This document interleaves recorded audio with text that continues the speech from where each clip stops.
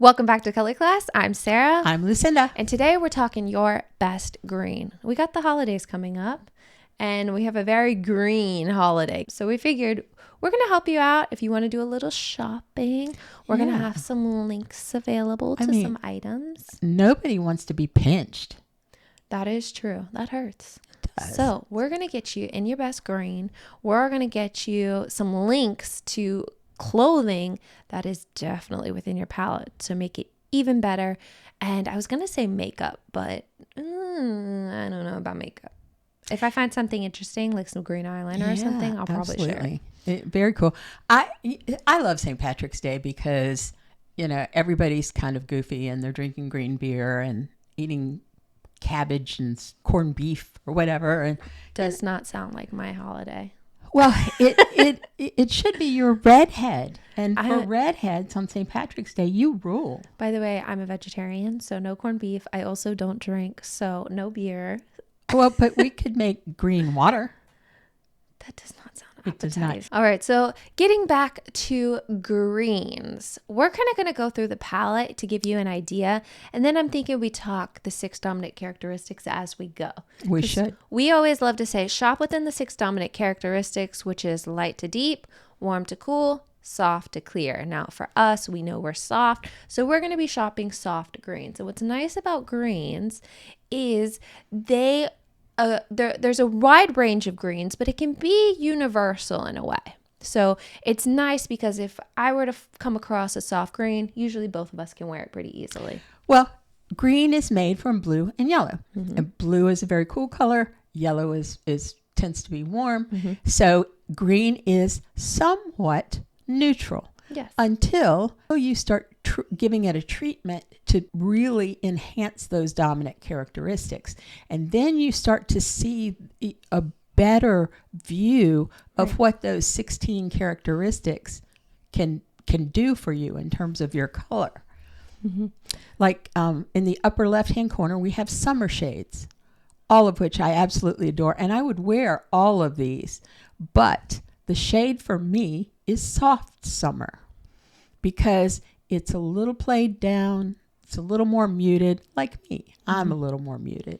Now, Sarah, who's still in autumn, I used to be in autumn and I lost all my red hair.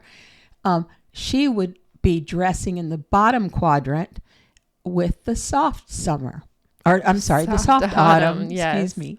Mm-hmm. But there are other colors there for different autumns. If you're a deep autumn, there's a nice shade. If you're a warm autumn, same. Soft autumn's a little grayed out. Everything for us softs just looks a little bit grayer.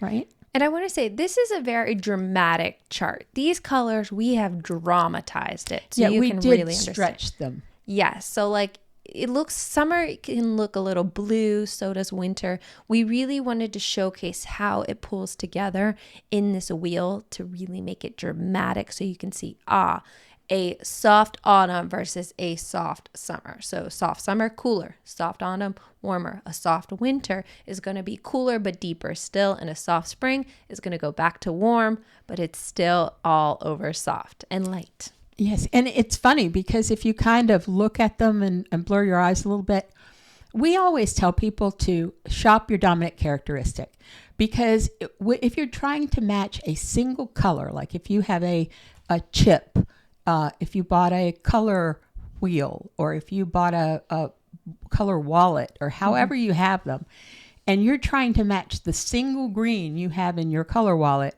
good luck. Right. It's going to be very difficult. And those of you who follow this know it's very difficult. But if you shop your dominant characteristic, you've got a little bit more play and it still works for you. And I'll use it as an example, the light summer and the light spring. Mm-hmm. They're very close to each other. And if you kind of stayed with the lights, you'd be fine. Yeah. You'd be absolutely fine. Right. I was going to say a light spring could get away with that light summer color very easily. Mm-hmm. And the same is true of warm spring and warm autumn. You can kind of go in that direction. If you look, you could shop your warms. the warm autumn might be a tad deep for you. It might not. It might be perfect for you. If you're like right on the cusp of a spring to an autumn, like medium light hair, you could probably get away with the medium or the warm autumn color. But it kind of depends on your depth as well. So remember the 6 dominant characteristics. For me, I fall in the medium to deep category. So my soft, warm colors are going to be medium to deep. But your soft, cool colors are going to be light. Correct. Medium to light. Now, one thing that a little tip that I like to give everybody, when you're looking at the light to deep, and you're thinking, is my hair light or is it deep? But it falls right in the middle. Err on the side of deep. If you're right in the middle, it's probably going to fit on the deep side rather than the light side. But you can always look for medium shades. So they don't have to be super dark. They don't have to be super light, just right in the middle.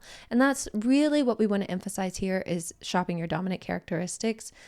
You get a range. There isn't like this one perfect color that every single company is going to make a shirt and a dress and everything you love in that color, because it's never going to happen. Can you imagine what this world would be like if clothing manufacturers made their clothes and labeled them spring, summer, autumn? That would be fantastic. Or just it would be incredible. Colorways that came out and it would be like 6 dominant characteristics or the 12 or 16. And a company would say, hey, here is our palette. Here are the colorways we're going to do. They fit each of the whatever system. Oh, that would be amazing. But I have to say this because, reality is reality. And I worked in retail for 40, not retail per se, in the management end of retail for a long time.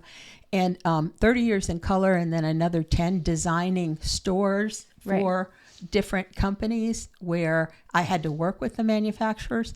And what I learned during that time is they all used automatic replenishment. What does that mean?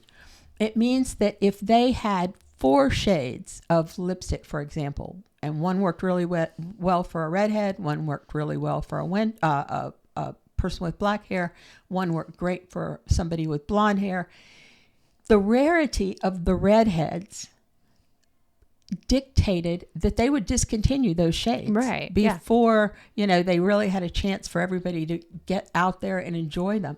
And something we're seeing today is that springs have fewer shades than everybody else because there's an algorithm that determines whether they stock this shade or that shade or this shade or that shade based on how well they sell. Well, as we all know, there not as many springs out there as there are winters. Right. And so forth. But then when there was a big craze not too long ago where there were redheads everywhere. Everybody was going red. They were coloring their hair red. There were tons of them. Then suddenly the assortment for redheads blossomed and you could find it in retail really easily. You could see like the army green colors coming back. You could see all the more warmer, deeper neutrals. So browns, I guess we're still kind of in that range because we had like mocha mousse come out. So people are trying to find the browns, but it's not like it used to be. But so a fun thing to do, is as you see the trends in hair color emerge, if suddenly you notice that on the runways or in magazines that, remember, gray just had a moment. And so as those hair color trends emerge, what you will see, those of you who are color analysts or real devotees of color, you will see the clothing or the makeup assortment start to fit those emerging trends. Absolutely. More so than they've ever done before. But in this world here of greens, you don't have such a well-defined grouping. You can see how it switches up. Yep. So if you are interested in finding clothing or any type of items, look at the link down below. It is accessible for all seasons, and we will be focusing more on the 6 dominant characteristics for you and to make sure that you have a range of acceptable options. So thank you for joining us today. I do want to mention, don't forget to subscribe. We have big goals for 2025. We are trying to hit 50K followers. And we just hit 15. So we have a while to go. They both start with 5. We need your help. Math. So thank you for joining us today. Lastly, I'm Sarah. I'm Lucinda. This has been another color class, and we'll see you in our next video.